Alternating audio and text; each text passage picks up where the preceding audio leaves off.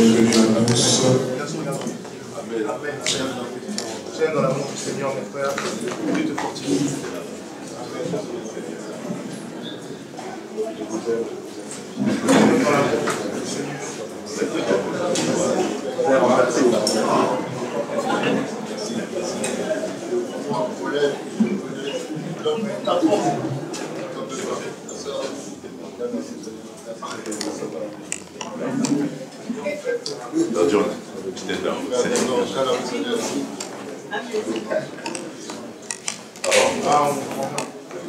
Gloire à Dieu. Je dis gloire à Dieu. Le Seigneur est fidèle. Seigneur est vivant. Est-ce que vous le croyez? Est-ce que vous croyez qu'il est vivant? Ce n'est pas moi. Je suis un homme mortel. Vous êtes mortel. Nous voulons parler de celui de vie à jamais. Alléluia. Amen. Il est mort, la Bible dit, et il est ressuscité le 3e jour. Alors, merci Seigneur, merci pour sa grâce, merci pour ce matin. J'ai à cœur de continuer un peu l'enseignement, commencé la dernière fois. C'est puis, je vous ai parlé le dimanche dernier de la grâce de Dieu. N'est-ce pas? Amen. Est-ce que vous vous rappelez encore ce qui était là? La grâce de Dieu. Nous avons pu voir que la grâce de Dieu était la source du salut pour toute l'humanité, tous les hommes. Nous avons pris notre texte dans le livre de Tite, au chapitre 2, du verset 11. Nous avons pu expliquer un peu la grâce. Hein, comme il est écrit, la grâce de Dieu, source de salut pour tous les hommes, a été manifestée. Elle nous enseigne à renoncer à l'impiété, au convoitisme mondain, et à vivre dans le siècle présent selon la justice, selon la piété, selon la sagesse, en attendant la bienheureuse espérance et la manifestation de la gloire de notre Seigneur et Sauveur Jésus. Alors, vous verrez que cette grâce, elle nous a été manifestée. Et vous verrez que nous avons accepté cette grâce. Si aujourd'hui nous pouvons être sauvés, ce n'est pas par quelconque mérite, vous le savez, c'est parce que quelqu'un a payé le prix. Et cette personne, c'est Jésus. Et nous mettons juste notre foi en cette personne. Amen. Amen. Amen. Et je vous invite à prendre avec moi dans le livre de 2 Timothée, chapitre 3, le verset 12. Vous parlez de quelque chose qui est attaché à la grâce de Dieu. Vous voyez, si nous avons accepté la grâce, si nous sommes sauvés par la grâce, si nous devons renoncer à l'impiété et au convoitisme moderne, c'est-à-dire vivre selon la piété, selon la justice, alors il y a quelque chose qui va se passer. Et c'est de cette chose que je vais parler rapidement avec vous ce matin. 2 Timothée chapitre 2, le verset 12. Il est écrit ceci. Or, tous ceux qui veulent vivre pieusement en Jésus-Christ seront acclamés. Persécutés. 2 Timothée chapitre 3, en tout cas, il est dit quoi? Tous ceux qui veulent vivre pieusement en Jésus-Christ seront persécutés. Persécutés. Je veux que tout le monde me réponde. Vous avez compris pourquoi? Persécutés. Ils seront persécutés. Et ça, c'est quelque chose qu'on ne parle pas beaucoup.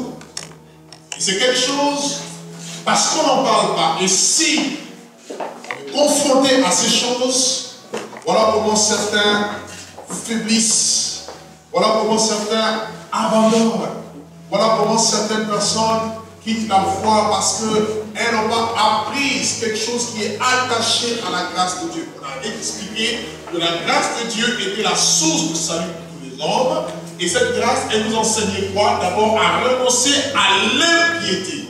aux mauvaises choses. Donc si on renonce à le péché, forcément on vit maintenant dans la piété. Amen. On vit selon Dieu, on vit selon Jésus. Et par conséquent, il y a quelque chose qui va nous attaquer. Il y a quelqu'un qui s'opposera à nous. Et il est important que les enfants de Dieu que nous sommes, que les chrétiens que nous sommes, que nous puissions prendre conscience du chemin dans lequel, le chemin que l'on prête, le chemin dans lequel nous sommes.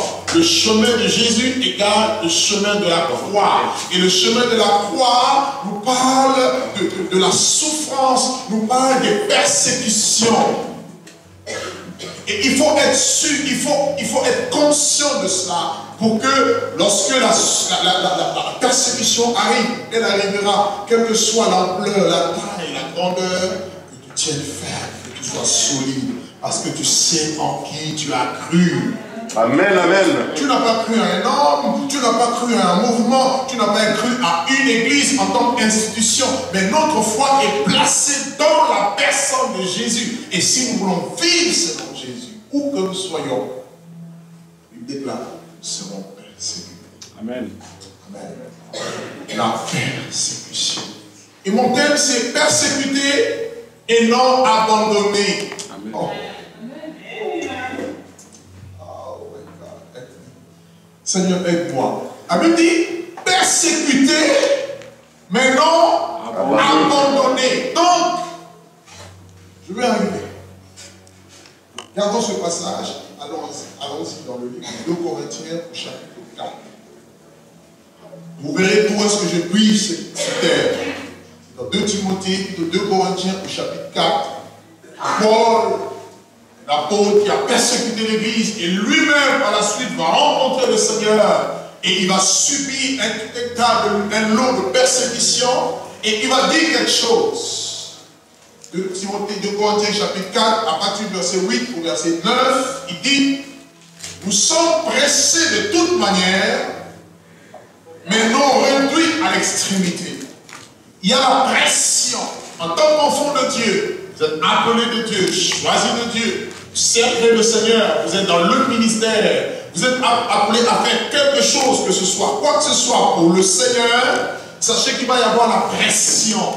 L'ennemi va vous presser, il va vous oppresser. Et Paul dit, nous sommes pressés de toute manière, mais non réduits à l'extrémité. Il est dans la détresse, nous sommes des fois dans la détresse, mais non dans le désespoir. Il dit persécutés et non abandonnés. Amen. Regarde ton voisin, même si tu es dans le feu de la persécution, tu n'es pas seul.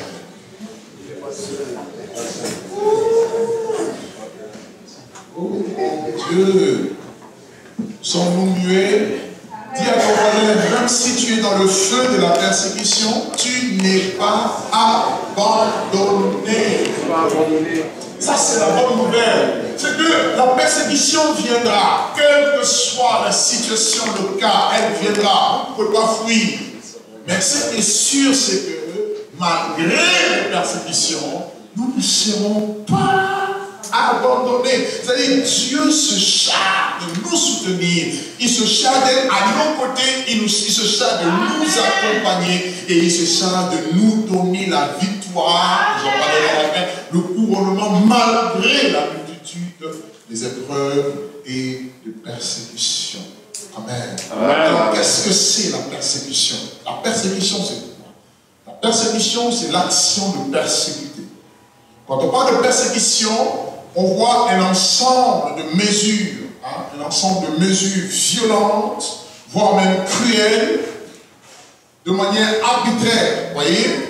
Et ces mesures sont prises à l'égard d'un groupe de personnes, à l'égard d'une communauté de personnes. C'est ça la persécution. C'est lorsque des personnes se lèvent pour rien du tout et ils décident de vous faire du mal. Ils décident de vous faire souffrir, aussi bien physiquement que moralement. Vous voyez? C'est ça la persécution. Et dans la persécution, vous avez une forme d'oppression. Vous voyez, il y a comme une oppression. Ça peut être de la part du diable, ça peut être de la part de l'ennemi, enfin, l'ennemi qui peut utiliser les hommes, ça peut venir de la part même des amis, ça peut être des calomnies. Vous voyez, vous êtes peut-être sujet à des calomnies, vous n'avez rien fait, mais on raconte tout un tas de choses sur vous, alors que vous n'y êtes pour rien. Vous voyez, tout ça, prenez-le dans le lot de la persécution. Et si vous êtes juste avec Dieu, sachez une chose que malgré les persécutions, Dieu ne vous abandonnera pas. Amen, amen. Dans la persécution, nous retrouvons la souffrance ou encore les souffrances. Et il est important en tant que chrétien de savoir et de prendre conscience qu'en suivant Jésus, nous suivons exactement son mode de vie. J'en parlerai tout à l'heure. Vous allez voir que Jésus-Christ, souvent on nous parle ou on nous présente le côté miracle. Jésus-Christ a fait des miracles, amen. Jésus a guéri, amen. Il a ouvert les yeux des aveugles, amen, c'est vrai. Mais très souvent, on ne nous parle pas du côté où Jésus-Christ a été confronté à tout un lot de problèmes, de souffrances, le rejet, vous voyez. Alors qu'il est venu, il a tout là même à l'aube de son ministère, que la lumière est venue chez les siens. Mais les siens ne l'ont pas reçu, les siens l'ont rejeté. Vous savez, lorsque vous venez vers vos frères, vers vos amis, vers les personnes que vous aimez, et que l'on vous rejette, ça fait très mal. Et c'est ce qui s'est passé. Il est venu pour sauver l'humanité, mais combien sont ceux qui ont accepté sa main? La grâce de Dieu, comme on l'a défini, c'est cette faveur imméritée. Elle est accessible pour nous. Paul dit quoi? C'est par grâce que nous sommes sauvés, par le moyen de la foi. C'est un don de Dieu, ce n'est pas par les œuvres, afin que personne ne se glorifie. Cette grâce est là, elle est disponible. Dieu donne la main. Mais combien sont les personnes qui saisissent cette grâce? Alléluia. Combien sont les personnes qui disent oui, Seigneur, je viens. Et Dieu, mettez-vous à la place de Dieu. Dieu est aussi une personne. Le cœur de Dieu est des fois affligé. Et c'est ce qui s'est passé. Amen. Amen. Amen. Amen. Alléluia. Amen. Gloire à Dieu. Et dans la persécution, vous avez donc des souffrances. Et quand je parle de souffrance, je parle du fait de supporter ou d'avoir mal. Dans la souffrance, on a mal. Dans la souffrance, on est blessé. Dans la souffrance, on se sent frustré. Dans la souffrance, on se sent écrasé. C'est comme si vous êtes là, vous êtes sans force. Je suis toujours en train de définir la persécution. La deuxième chose que nous retrouvons dans la persécution, ce sont les tribulations. Je ne parle pas de la grande tribulation, la période de la grande tribulation, mais je parle des tribulations.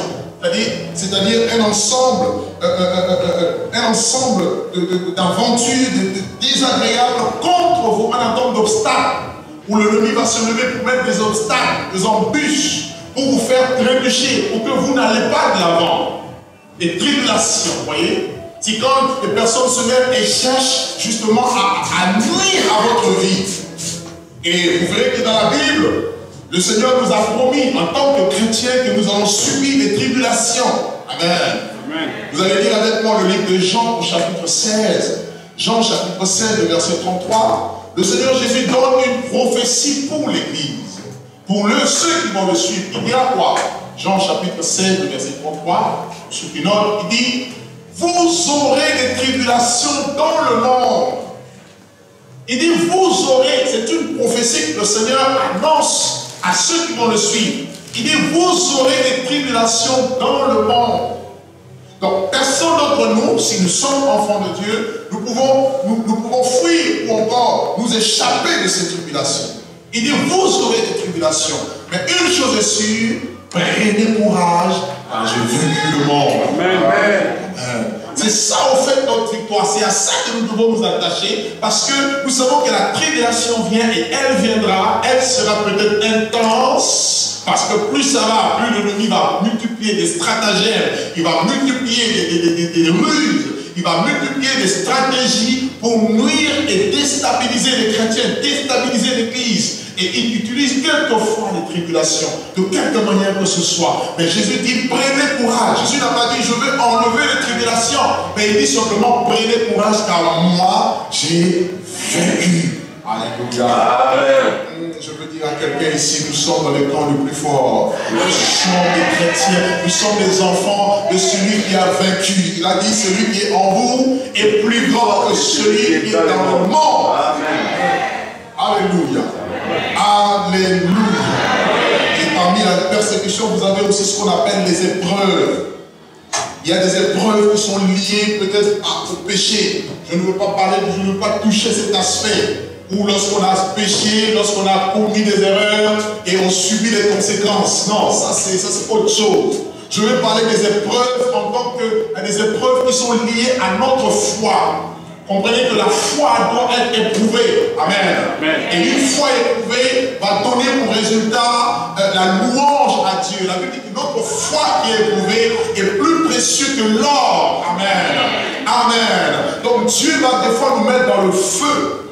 Et c'est difficile. Et quand on est chrétien, et tous, à quelque niveau que ce soit, nous passons des fois par des moments de feu, par des moments de difficulté, par des moments où on a l'impression que, on peut prier, mais c'est comme si Dieu ne répond pas. C'est comme s'il est sourd, mais il n'est pas sourd. Il te regarde et il va voir comment tu vas agir.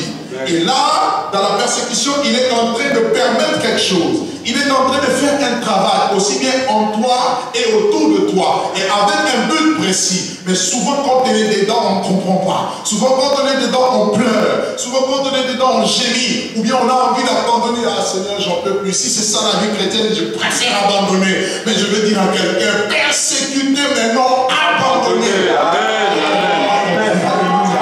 Je veux dire à quelqu'un, je peux être persécuté. Les hommes peuvent se lever, se liguer contre moi, mais je ne suis pas abandonné.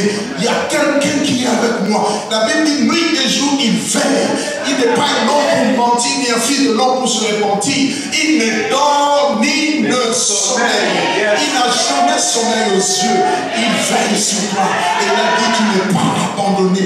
Il est là. Je vais assurer quelqu'un que quel que soit ce que tu peux vivre, sache qu'il y a quelqu'un qui est invisible, mais qui est là. Sache que quand tu marches, tu n'es pas seul. Quelqu'un qui est invisible est avec toi. Persécuté, mais non abandonné.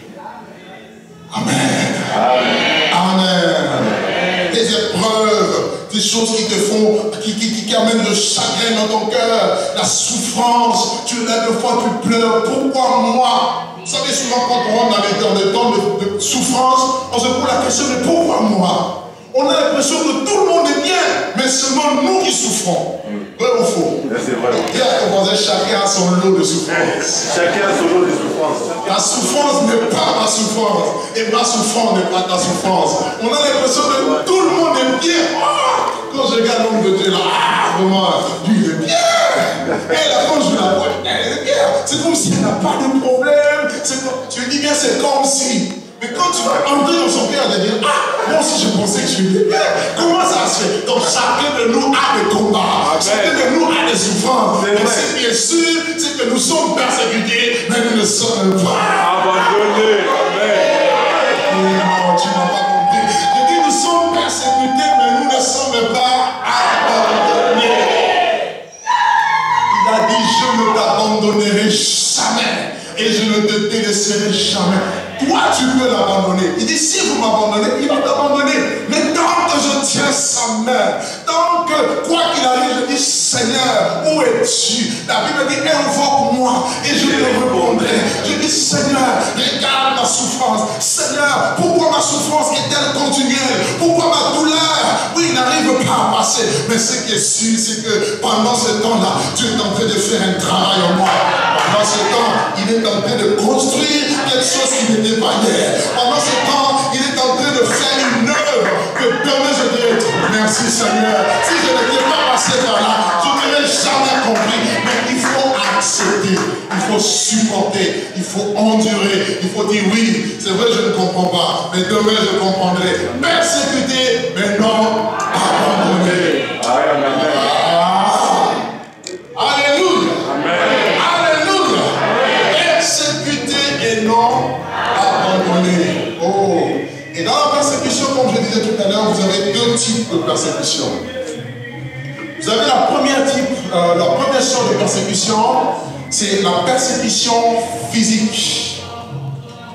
La persécution physique où l'ennemi se lève pour toucher à votre vie, pour toucher à votre âme, pour toucher à votre corps. Vous savez, il y a des maladies même qu'on peut subir aujourd'hui qui viennent de l'ennemi. Il y a des agressions démoniaques, vous voyez. Il y a des choses que l'ennemi peut faire juste pour te faire douter de Dieu. Amen. Nous fermons nos oreilles à toutes ces musiques. Alléluia. Que le nom du Seigneur soit béni. Il dit, nous sommes persécutés mais non abandonnés. Il y a la persécution sur le plan physique, où l'ennemi peut permettre à ce qu'on puisse te frapper. Et la plupart des chrétiens, la plupart des prophètes, si vous lisez dans la Bible, ils ont connu des souffrances terribles. Quand la Bible nous parle des héros de la foi, par exemple, dans le livre de Hébreux, chapitre 11, on nous parle de comment ils ont souffert. Il y en a qui ont été abandonnés, d'autres qui ont été déchirés par des animaux, d'autres qui ont été sciés en deux. Tout ça à cause de leur foi. Comprenez? La Bible nous parle des hommes qui ont connu des souffrances atroces. Je me rappelle une fois dans la Bible, lorsque les enfants d'Israël se retrouvaient au temps d'Esther. Vous voyez, au temps d'Esther, il y a eu Aman qui a voulu détruire toute la race d'Israël. Et les frères et sœurs, c'était pour les tuer. C'était pour les décapiter tous comme l'ennemi est contre le peuple de Dieu. Je peux nous parler pourquoi la persécution. Mais la Bible dit que Esther se levait avec son peuple, ils ont prié, ils ont jeûné. Amen. Pour que cela n'arrive pas. Donc, il y a des personnes qui ont connu des souffrances dans leur chair à cause du nom du Seigneur, à cause de la vérité. Amen. Amen. Et vous avez la deuxième sorte de persécution, c'est la persécution morale. Dans la persécution physique, vous avez des coups, vous avez la lapidation, il y a des gens qui ont été lapidés. Il y a eu des gens qui ont été sciés en deux. Il y a eu des gens qui ont été même crucifiés, notamment notre Seigneur Jésus-Christ, qui fut crucifié au poteau de la croix. Dans la persécution physique, vous avez même la fournaise. Il y a des gens qui ont été jetés dans la fournaise ardente. Vous avez des Daniel qui ont été jetés dans la fosse aux lions. Le but était que les lions puissent le dévorer. Ça, c'est une persécution. Mais vous allez lire, quand vous lisez l'histoire de ces hommes, vous voyez que ces hommes-là n'ont pas abandonné. Ces hommes-là n'ont pas lâché la main de Dieu. Ils se sont fixés vers l'objectif. Ils avaient les yeux fixés vers l'objectif. Amen. Amen. Et vous avez la persécution morale. Et lorsqu'on va vous acculer, on va vous oppresser. Dans la persécution morale, vous avez l'oppression. Vous avez les menaces. Vous savez, des gens qui essaient de vous menacer, de vous intimider. Comprenez? On veut vous faire lâcher la main de Dieu. C'est ça la persécution. Des choses sont faites pour que vous dites non, j'en peux plus, je n'en peux plus. Si c'est ça suivre Jésus, ah ben c'est pas la peine. J'entends souvent le langage de chrétiens qui disent ah, quand on était dans le monde, on était bien. Maintenant on est dans le Seigneur, combat sur combat. Qui ici dans le monde disait que je suis combattu? Ah frère, je suis attaqué. Personne. Oh, oui ou non? Quand on était dans le monde, on vivait notre vie. Personne ne peut dire, ah non, je suis combattu, vous voyez. Mais on vient à Jésus maintenant, oh, pasteur, tu poses la question, ça va ma soeur Marie-Claire? Ah, pasteur, je suis combattu. Qu'est-ce qui se passe? Non, le désert. Alléluia. Souffrance, désert, tout ça pourquoi? Parce que l'ennemi oppresse. Des choses qui étaient faciles dans le passé deviennent difficiles avec le Seigneur maintenant, quelquefois et quelque part. Voyez? Tout ça, c'est une forme de pression que le diable met sur nous pour que nous ne puissions pas tenir ferme, que nous puissions abandonner. Et souvent, on pense, on regarde un peu, on a l'impression que les méchants ils prospèrent. Hein? Ceux qui n'ont pas Dieu, ceux qui prospèrent, ils ont beaucoup d'argent, ils ont tout. Mais nous qui sommes enfants de Dieu, c'est comme si nous sommes à la traîne, traînant. Nous sommes toujours le dernier. La persécution. Alléluia. Alléluia. Alléluia. Alors, d'où vient la persécution? La persécution vient du diable. La persécution ne vient pas de Dieu. Dieu ne persécute pas. La persécution vient du diable. Et vous verrez que le diable, en fait, quand il veut persécuter le peuple de Dieu, il cherche tout simplement à toucher Dieu. Si vous lisez dans Genèse chapitre 3, le verset 15, on nous parle de l'inimitié qu'il y avait entre le serpent et la femme, entre la postérité du serpent et la postérité de la femme. Vous voyez? Et dans Apocalypse chapitre 12, ceux qui notent, Apocalypse 12, le verset 17, la Bible dit que le dragon alla faire la guerre au reste de la postérité de la femme, à ceux qui gardaient le témoignage de Jésus et la parole de Dieu. C'est-à-dire ceux et celles qui appliquent la parole de Dieu, ils deviennent la cible du diable. Vous comprenez? Ils deviennent la cible de l'ennemi. Et l'ennemi, qu'est-ce qu'il va faire? Il va concentrer ses forces dans le but de vous attaquer. Et quand il vous persécute, lui, il ne peut pas toucher Dieu. Mais pour toucher Dieu, il va toucher les enfants de Dieu. Quelqu'un ne m'a pas compris. Alléluia. Vous allez voir dans le livre de Zacharie chapitre 2 verset 8, il est dit, Zacharie 2 verset 8, il est dit que celui qui vous touche la prunelle de son œil. Le diable ne peut pas aller vers Dieu. Dieu est au ciel. Dieu est dans le monde invisible. Il est invisible même dans le monde invisible du diable. Il ne peut pas être vu ni touché. Alors comme le diable ne peut pas l'avoir et qu'il a la haine contre Dieu, alors qu'est-ce qu'il fait? Il dit pour faire mal à Dieu, Dieu aime ses enfants. Oui ou non? Amen. Il nous aime. Alors si j'arrive à toucher ses enfants, forcément je vais le toucher. C'est pour ça que vous verrez que lorsque Paul persécutait l'Église, lorsque Jésus est venu à sa rencontre, Jésus lui dit, mais Saul, Saul, pourquoi me persécutes-tu? Tout simplement parce qu'il mettait la pression sur les chrétiens, il les battait les verges, il les mettait en prison et c'était difficile. Alors les chrétiens se sont mis à prier, prier, prier. Et qu'est-ce que Dieu a fait? Dieu est venu se révéler à Paul, à Saul, sur le chemin de Damas. Donc la persécution vient du diable, la persécution vient de l'ennemi, dans le but de toucher les enfants de Dieu, dans le but de les affaiblir, dans le but qu'ils puissent abandonner, qu'ils ne soient plus dans la flamme de Dieu. Amen. Amen. Amen. Amen. Mais je veux dire à quelqu'un que le diable s'est trompé d'adresse. Parce que plus nous sommes persécutés, plus nous devons chercher Dieu.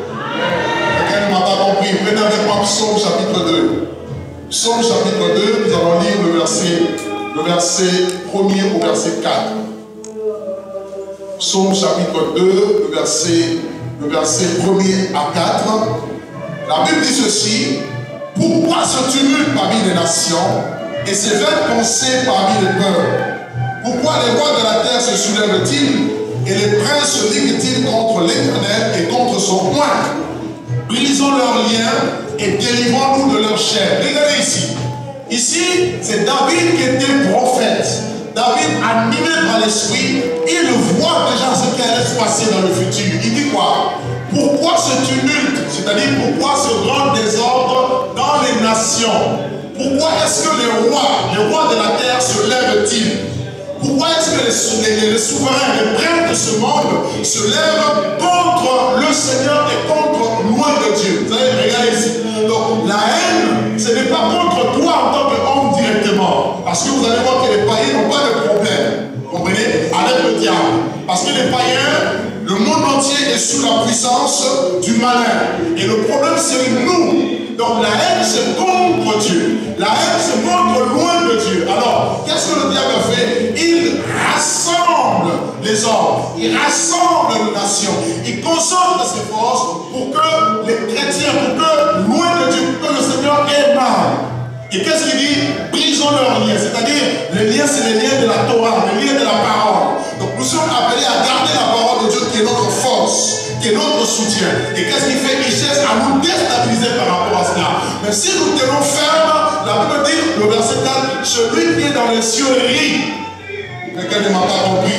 Je dis que pendant le temps de notre persécution, le Dieu que nous prions, il est au ciel.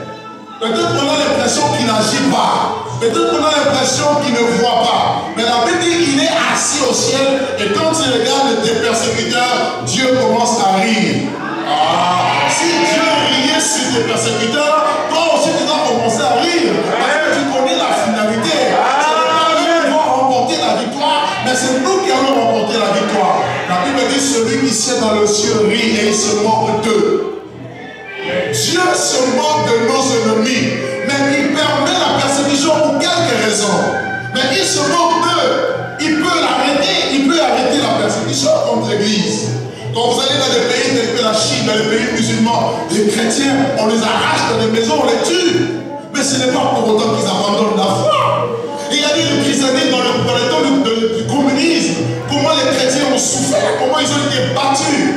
Et il y a eu même l'histoire de l'église, comment les premiers chrétiens, on les a arrachés. Il y en a même qu'on brûlait vifs. Mais ils n'ont pas abandonné. Pourquoi? Parce qu'ils savaient que celui qui était dans les cieux riait. Oh non,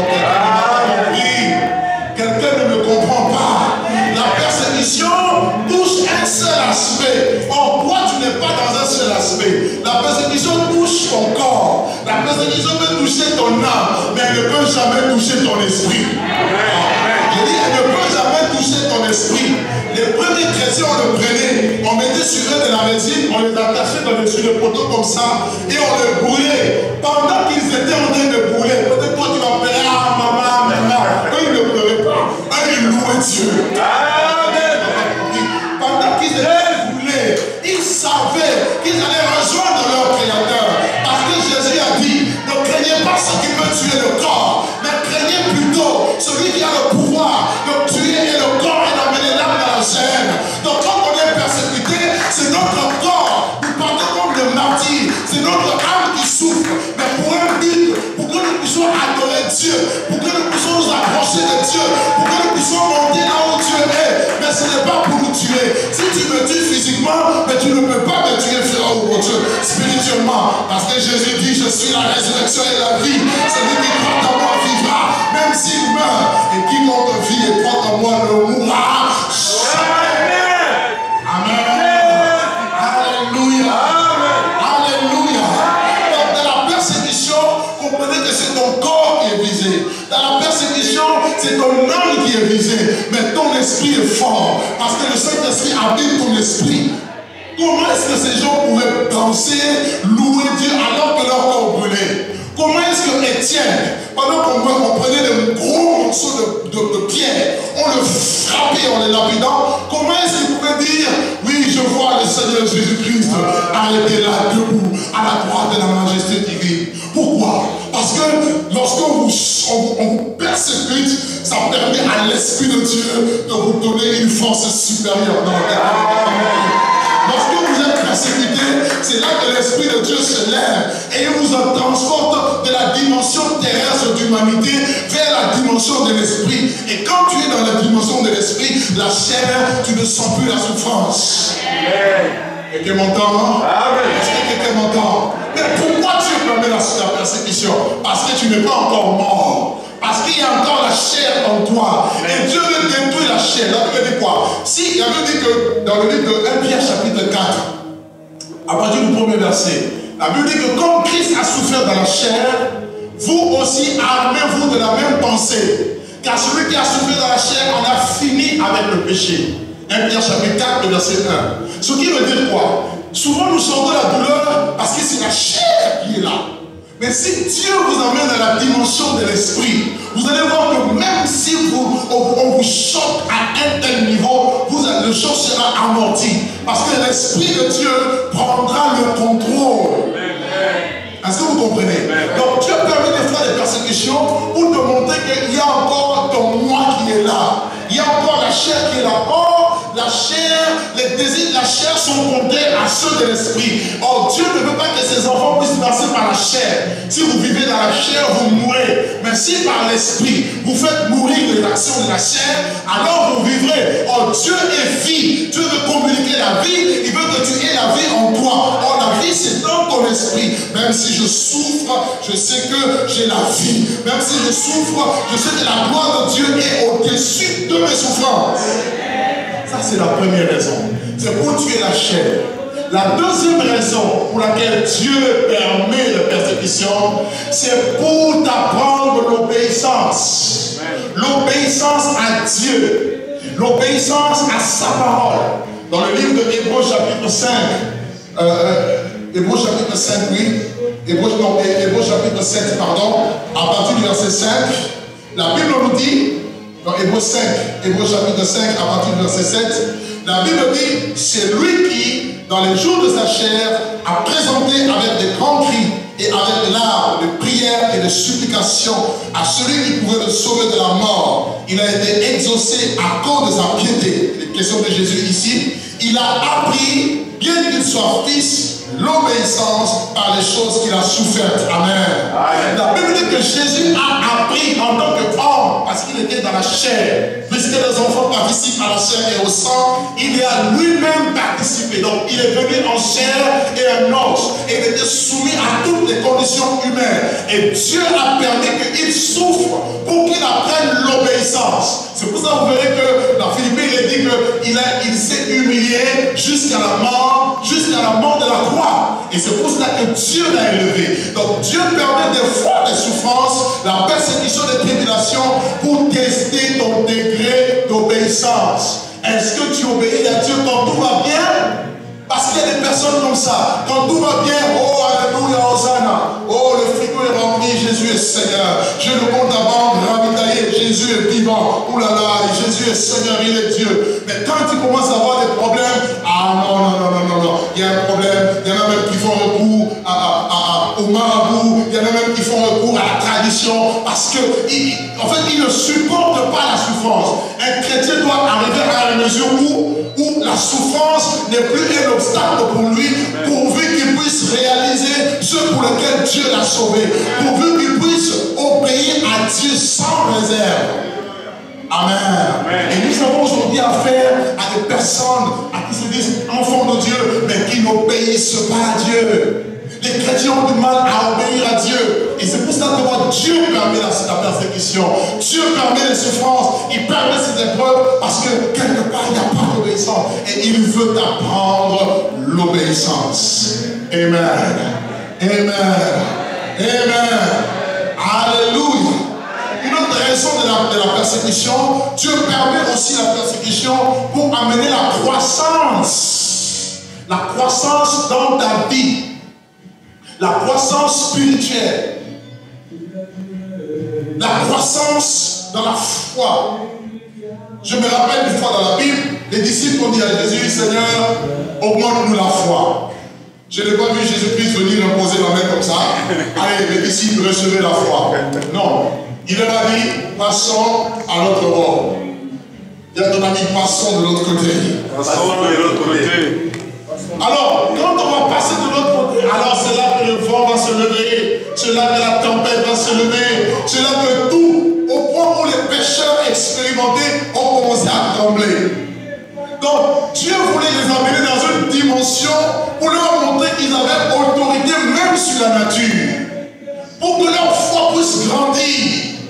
Il y a des choses de foi, on est là, on ne comprend pas. Seigneur, depuis que tu m'as appelé, depuis que j'ai reçu ton appel, j'ai accepté. J'ai répondu à ton appel. Voilà, je souffre. Voilà, je pleure. Voilà ma vie. Voilà ma situation. Voilà ceci. Voilà cela. C'est normal. Parce que par rapport à l'appel que Dieu t'a donné, si tu es appelé à être un commando, tu auras des exercices de commando. Quelqu'un ne m'a pas compris. Si tu es un petit soldat, c'est normal, tu es un poids mouche. Mais si tu veux faire de toi un poids lourd, mais tu auras aussi des épreuves de taille. Mais quand les épreuves de taille arrivent, ne recule pas. Dis-toi, je suis persécuté, maintenant abandonné. Je veux m'en sortir. Quelqu'un ne m'a pas compris. Je dis que je veux m'en sortir. Donc cette persécution, c'est pour ma croissance. C'est pour que je devienne mûr. C'est pour que je sois bien bâti. C'est pour que demain je puisse affronter encore d'autres choses. Car Dieu nous amène de gloire en gloire, de progrès en progrès, d'excellence en excellence. Et cependant, il faut la persécution. Regardez la vie de Jésus. Oh, il y en a qui pensent que quand on vient à Jésus, c'est pourquoi je suis contre cet évangile. Cet évangile qui dit non, viens à Jésus, tu auras l'argent. Viens à Jésus, oh oui, tu auras le mariage. Puis Dieu bénit, c'est vrai, je ne suis pas contre la bénédiction. Mais viens à Jésus, tu auras ça, tu auras ça, tu auras ça. C'est faux. On vient à Jésus pour avoir la vie éternelle et il dit nous donne la vie en abondance. Yes. Je peux ou ne pas avoir les autres choses, mais je sais que j'ai la vie et ça me suffit déjà. Vous voyez? Et voilà pourquoi quand il y a des problèmes qui arrivent, on ne tient pas parce qu'on n'a pas appris que la souffrance aussi fait partie de la vie chrétienne. Ça fait partie du lot de la grâce, des persécutions. Christ naît.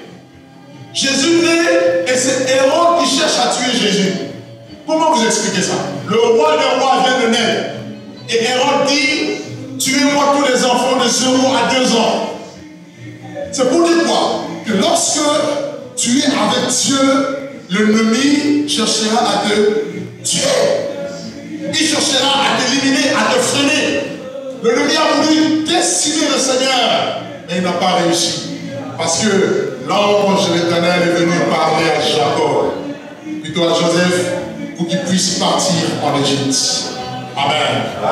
Amen. La persécution, les persécutions, c'est normal. Et Dieu permet aussi la fourneuse de l'épreuve pour augmenter notre foi, augmenter notre confiance en Dieu, augmenter notre capacité à compter sur la délivrance qui vient de lui. Vous voyez, on ne regarde pas à nous-mêmes, à nos capacités, à nos forces, mais des fois on est un casque, on est face à un mur, on ne sait pas d'où viendra la solution. Comme David a dit, je lève les yeux vers le montagne, mais d'où me viendra le secours? Mais le secours me vient de l'Éternel qui a fait le ciel et la terre. Donc pendant que tu es limité, pendant que tu es dans l'épreuve et tu ne sais pas comment faire, comment t'en sortir, la Bible dit qu'il y a un Dieu dans les cieux qui va apporter la solution parce qu'il ne t'abandonnera jamais. Amen. C'est ça. La persécution. Dieu est capable de l'arrêter, même de l'empêcher. Mais s'il permet, c'est pour des raisons. C'est pour que nous puissions voir aussi qu'en nous, peut-être que nous n'avons pas assez de patience. Peut-être qu'il y a des choses en nous qui ne donnent pas gloire à Dieu. Peut-être que, voilà, il y a plusieurs raisons qui font de sorte que Dieu nous met des fois dans des épreuves. Il permet des fois des souffrances, des persécutions. Mais pendant ce temps-là, ne soyons pas désemparés. Regardons au Seigneur, soyons confiants. Quelle est l'attitude à avoir pendant la persécution? La première chose à avoir pendant que nous sommes persécutés, Jésus dit, soyez heureux. Amen. Ah, non, mais dis pas Amen. Parce que je n'ai jamais vu quelqu'un dans la souffrance et commencer à danser. C'est difficile, hein? Bon, on vous apprend que vous allez mourir dans 2 jours. Votre cancer est généralisé. En général, la personne se croule. Mais voilà de commencer à danser. Mais vous êtes malade? Oui! Parce que pendant que la maladie vous ronge, vous devez démontrer à la maladie qu'il y a quelqu'un au-dessus. Si c'est votre jour, vous partirez. Mais si ce n'est pas mon jour, quelque chose, ça va arriver et la chose, je ne mourrai pas. Amen. Et qu'elle ne dit pas Amen avec moi. Alléluia. Alléluia. Donc, pendant la persécution, la première chose, la première attitude à avoir, c'est d'abord la joie. Venez avec moi Matthieu. Matthieu chapitre 5. Et nous allons prendre le verset, Matthieu 5, prenons le verset 10 au verset 12. C'est le Seigneur qui parle ici. Matthieu chapitre 5, le verset 10 à 12. Il est dit, heureux ceux qui sont persécutés pour la justice, car le royaume des cieux est à eux. Heureux serez-vous lorsqu'on vous outragera, lorsqu'on vous persécutera, lorsqu'on dira de vous, on dira faussement de vous toutes sortes de mal à cause de moi. Réjouissez-vous et soyez dans l'allégresse, parce que votre récompense sera grande dans les cieux, car c'est ainsi qu'ont persécuté les prophètes qui ont été avant vous. Voyez? Donc la parole nous dit ici que heureux serez-vous lorsque vous serez persécutés. Parce que notre joie ne dépend pas de ce que nous subissons. Notre joie doit dépendre de l'Esprit de Dieu. Amen. Car l'Esprit, c'est l'Esprit de joie. Le fruit de l'Esprit, c'est l'amour, la joie, la paix. Voyez, malgré la souffrance, malgré les épreuves, nous gardons, nous tenons bon, nous tenons ferme parce que l'Esprit de Dieu nous communique sa joie. Alléluia. Alléluia. C'est pour cela que vous allez voir que la plupart des gens, pendant le temps de persécution, ils ont beaucoup chanté. Vous allez voir que pendant que Paul et Silas étaient en prison, ils ont été battus de verge, ils ont commencé à louer Dieu, à chanter le louange de Dieu. Pourquoi? Parce que dans la louange, on s'extériorise. Dans la louange, ça permet à ce que notre douleur profonde soit étalée devant Dieu et on ne ressent plus la douleur et Dieu devient notre force. Dieu devient notre secours. Alléluia. Alléluia. Amen. Quand les mauvaises nouvelles viennent à vous, même si vous étiez abattu, relevez-vous. Commencez à louer Dieu. Amen. Commencez à chanter le Seigneur. Et vous allez voir, la joie de Dieu va venir. Vous allez avoir l'impression que la douleur a été atténuée. La douleur a été amortie. Pour ça, parce que l'Esprit de Dieu est venu. L'Esprit de grâce, l'Esprit de gloire est venu et vous a élevé au-dessus de la souffrance, au-dessus des épreuves. Ça, c'est la première chose. La deuxième chose à faire pendant la persécution, vous prenez toujours avec moi, Matthieu chapitre 5, et nous prenons le verset 44. Regardez, il est dit quoi? Mais moi, en prenant à partir du verset 43 au verset 44, vous avez appris qu'il a été dit, tu aimeras ton prochain et tu haïras ton ennemi.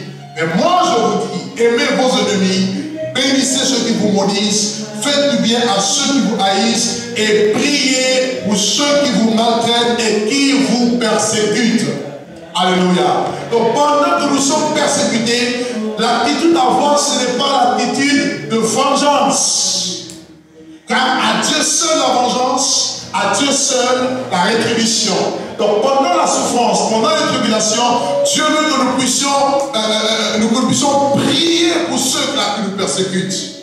Pour vous montrer que la prière est efficace, regardez la vie de Paul. Saul de Tarse, la Bible dit qu'il persécutait tellement les chrétiens. Et que les chrétiens se sont mis à prier, à prier. Ça a pris le temps que ça a pris. Mais un jour, Dieu l'a rencontré. Alléluia. Ça, c'est la puissance de la prière. Regardez Daniel. On a accusé Daniel que non, Daniel adore son Dieu, c'est-à-dire Yahvé. Alors qu'il fallait adorer le roi, cette divinité babylonienne. Daniel a dit non, je n'adorerai pas ce roi. Et Daniel a commencé à prier, alors que c'était d'ailleurs sa coutume.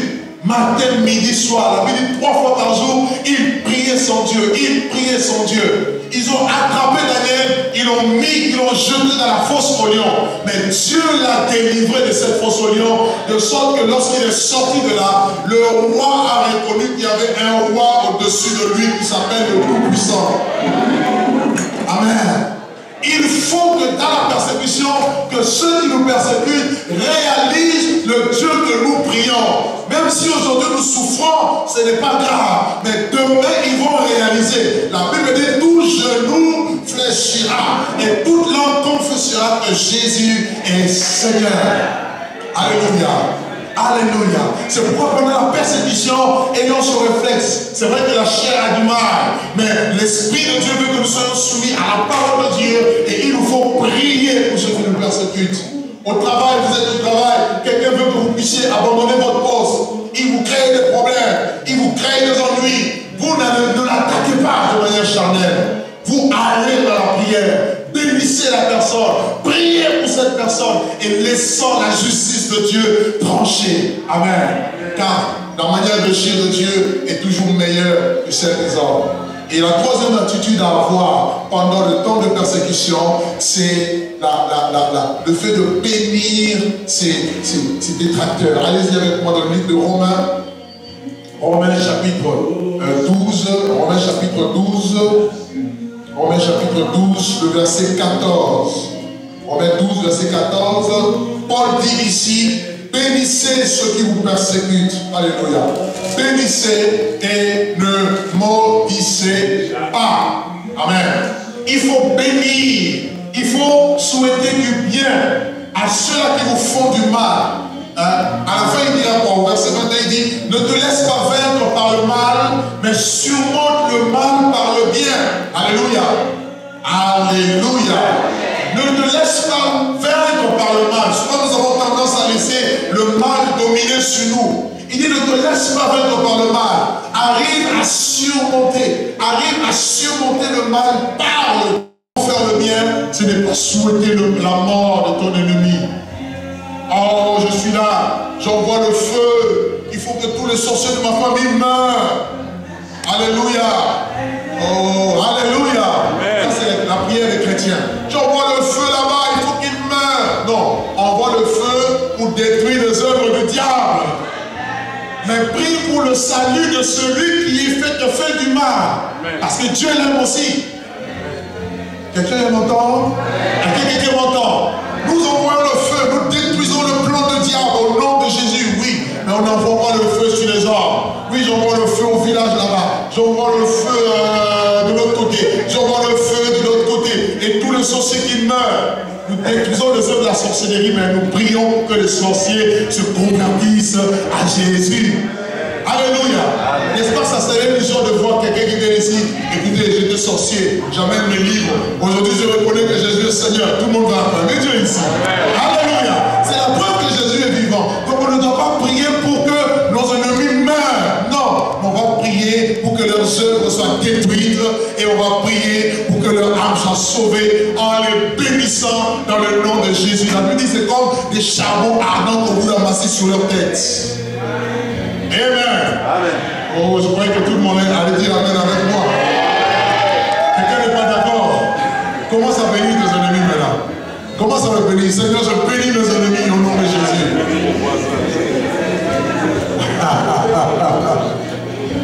Tu sais, cette fille-là au travail ne t'aime pas. Elle fait tout pour que elle veut ta place. Elle veut que tu partes de là.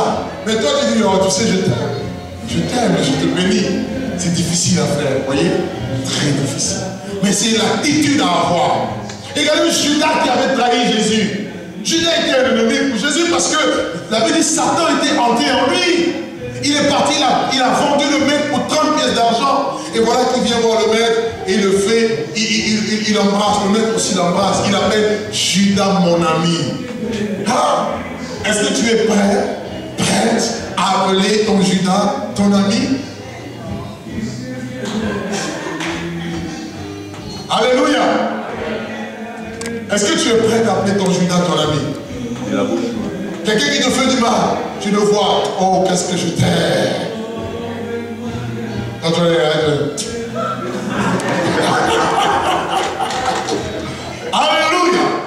Pourquoi?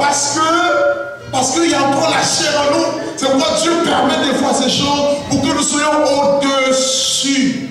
Ton ennemi, Dieu fera de lui ton marchepied. Comprends-le. Oh, celui qui te fait du mal, sache que Dieu t'a placé au-dessus de lui. Celui qui te fait du mal, s'il savait que tu étais loin, quelqu'un ne m'a pas compris. S'il savait que la persécution, au lieu de te rabaisser, ça t'emmenait encore plus haut. Parce qu'on ne peut persécuter que quelqu'un qui est important. Si on te calcule parce que tu n'es pas important, mais laisse les gens te critiquer, laisse les gens parler mal de toi, cela veut dire que tu as de la valeur quelque part. Quelqu'un ne m'a pas compris. Laisse les gens parler tout le temps de toi. Elle a fait ceci, elle est cela, tout le temps toi, parce que tu es important. Parce que si tu n'étais pas important, on n'allait pas te calculer. Il n'y a pas pire que d'ignorer quelqu'un. Vous ne comprenez pas. Alléluia. J'ai dit, il n'y a pas pire que ignorer quelqu'un.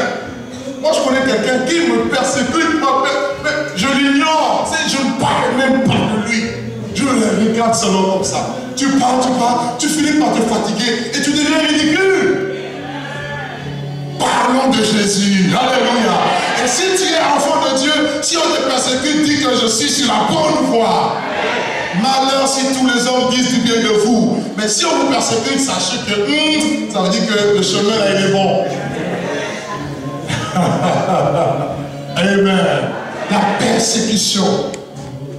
Le Seigneur fut persécuté. Regardez son ministère a été combattu. Les pharisiens, les religieux, à chaque fois ils venaient pour le confronter, pour vouloir nuire au message qu'il avait reçu de Dieu. Et regardez à la croix, ils se sont ligués. Si vous lisez la Bible dit que Pilate et Hérode ne s'entendaient pas. Mais pour tuer Jésus, ils sont devenus amis. Donc il y a des gens qui vont devenir amis juste pour nuire. Il y a des gens qui vont se liguer ensemble.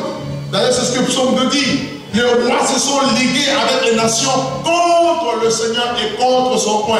Et Pierre va répéter la même phrase. pendant que l'église primitive a été persécutée, il dira, en effet, contre ton saint serviteur Jésus-Christ, Hérode et Ponce Pilate et les nations se sont ligués pour faire ce que ta main avait arrêté, pour empêcher ce que ta main avait arrêté d'avance. Amen. Moi, je suis content parce que la persécution, c'est vrai, quand elle arrive, on souffre un peu, hein, on souffre, ça fait mal. Mais Dieu me dit que quand je suis persécuté, ça veut dire que je suis bien avec Jésus. C'est-à-dire que je suis sur la bonne voie. Quand je suis persécuté, c'est vrai que je vais vers Dieu. Et ça, la persécution me rapproche de la gloire de Dieu. Parce que plus le corps, la chair est amortie, plus l'Esprit de Dieu commence à agir. Plus la gloire de Dieu commence à se répandre davantage sur nos vies. Amen. Garde à vous si vous n'êtes pas persécutés. Qui sont ceux qui n'ont pas de persécutions ici dans leur vie de tous les jours? Ah, on a honte, certainement. Qui veut avoir des persécutions?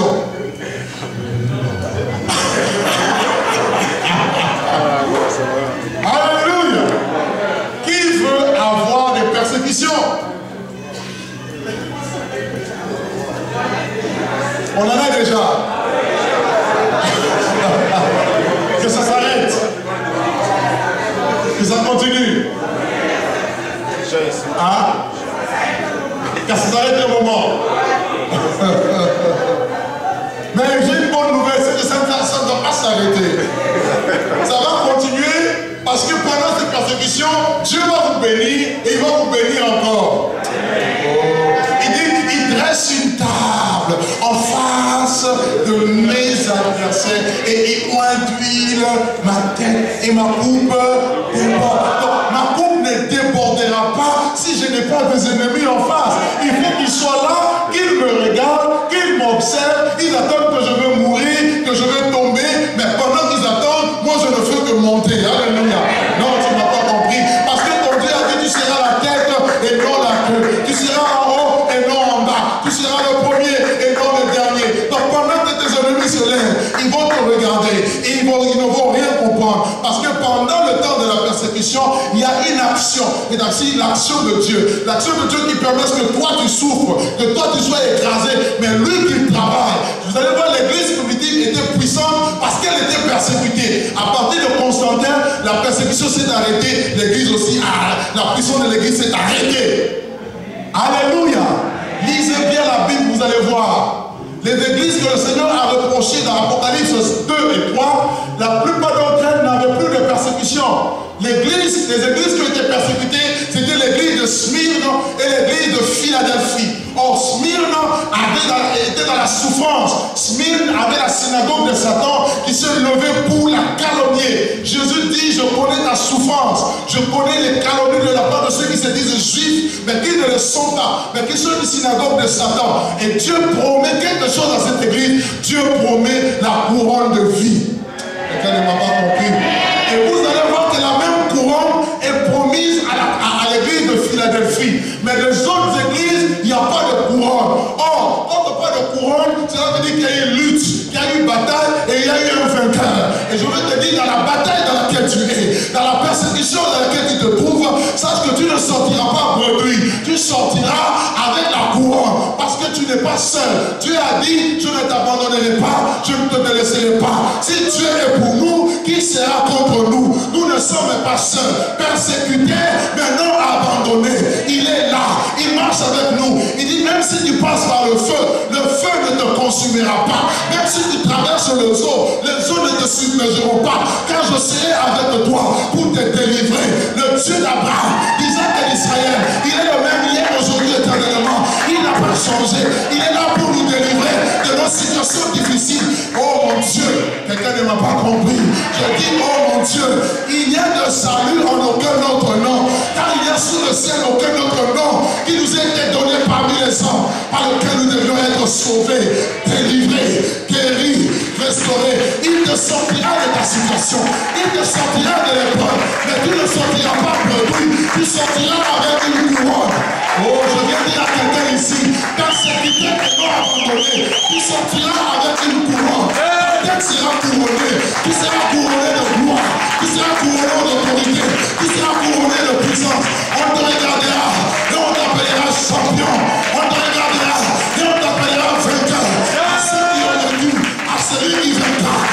celui qui vaincra, à celui qui vaincra. Nous ne sommes pas de ceux qui se retirent pour se perdre, mais nous sommes de ceux qui ont la foi pour sauver leur âme, pour partons vers l'avant. Nous allons vers le royaume des cieux. Dieu permet la persécution, mais c'est parce que la victoire est devant nous. Nous ne combattons pas pour la victoire, mais nous combattons par la victoire. Alléluia! Alléluia! Ils l'ont vaincu à cause du sang de l'agneau et à cause de la parole de leur témoignage. Ils n'ont pas aimé leur vie jusqu'à craindre de la mort. Je vais dire au diable, je vais dire aux démons, je vais dire à tous ceux qui nous persécutent, nous sommes dans le camp de vainqueurs. Dieu va nous couronner. Dieu va nous amener de l'avant. Je dis à quelqu'un, Dieu va nous couronner. Dieu va nous amener en avant. Parce que nous sommes persécutés, mais non abandonnés. Il est là. Dieu est là. Il n'a pas changé. Il n'a pas quitté. Il est là. Nous sommes persécutés, mais non abandonnés. Il met ma tête d'huile et ma coupe de mort. Et c'est sur la montagne. La montagne du rendez-vous. Montagne de l'adoration. Oh, la montagne de la gloire. La montagne où il vient se rencontrer avec nous, où nous l'adorons, où il nous parle. Il nous dit, vous êtes persécutés, mais vous n'êtes pas abandonnés. Laissez-les vous toucher, car celui qui vous touche, touche Dieu. Oh, quand Dieu se lève, qui peut l'arrêter encore? Quand il dit maintenant je vais commencer à agir, personne ne pourra arrêter sa main. Oh mon Dieu, je dis que personne ne peut arrêter la main de Dieu. Alors Dieu viendra et il agira. Il dit j'agirai qui s'y opposera. Le jour où il va agir, tu ne t'attendras peut-être pas. Tu penseras que Dieu est peut-être mort, il a oublié. C'est le jour où tu commences à te décourager. C'est le jour où il se lève. Il dit que maintenant j'arrive. Alléluia. Alléluia. Attends patiemment. Reste dans la prière. Réjouis-toi. Danse. Pousse le cri de joie. Poussons le cri de joie. Dans le rocher de notre salut. Il n'est pas un Dieu de mort. Il est le Dieu de vivant. Et avançons. Et allons de l'avant. Car il est là. Il voit nos larmes. Il séchera des larmes un jour. Et il va nous couronner. Alléluia. Un jour viendra. La Bible dit qu'il séchera nos larmes. Et la mort ne sera plus. Voilà le message qu'il a donné pour nous aujourd'hui. Il dit la grâce de Dieu nous amène à vivre dans la piété. Et tous ceux qui vivent dans la piété en Jésus seront persécutés. Mais dans la grâce, nous sommes persécutés, mais non abandonnés. Il est avec nous. Paul a été persécuté, mais Paul a réussi la mission. Paul a dit, j'ai combattu le bon combat. J'ai achevé la course et j'ai gardé la foi. Et nous allons combattre le bon combat. Est-ce qu'il y a un peuple de Dieu ici? Est-ce que le peuple de Dieu est là? Nous allons combattre le bon combat. Et nous allons achever la course. Et nous allons garder la foi. Désormais, la couronne de justice me sera donnée, non seulement à moi, mais tous ceux qui ont aimé son avènement. Nous aimons Jésus et nous l'aimons et nous l'adorons. Jamais nous allons le laisser. Jamais nous allons l'abandonner. Jamais. Qu'il pleuve, qu'il neige, même si j'ai l'argent, même si je manque d'argent, il sera mon Dieu, il sera mon amour. Je sais vivre dans l'abondance, je sais vivre dans la disette. Christ est ma vie, la mort est un gain. Il est mon rocher, il est l'agneau de Dieu, il est le rose de David, il est la rose de seul qui bâtissait, qui est maintenant devenu la principale de l'ordre. Il est le commencement et la fin, Alpha et Omega, l'homme de la tribu de Juda, le rose de David, la Santa. Tel est le Dieu que tu pries, tel est le Dieu que nous célébrons. Père, nous voulons encore te donner gloire cet après-midi. Seigneur, te donner gloire.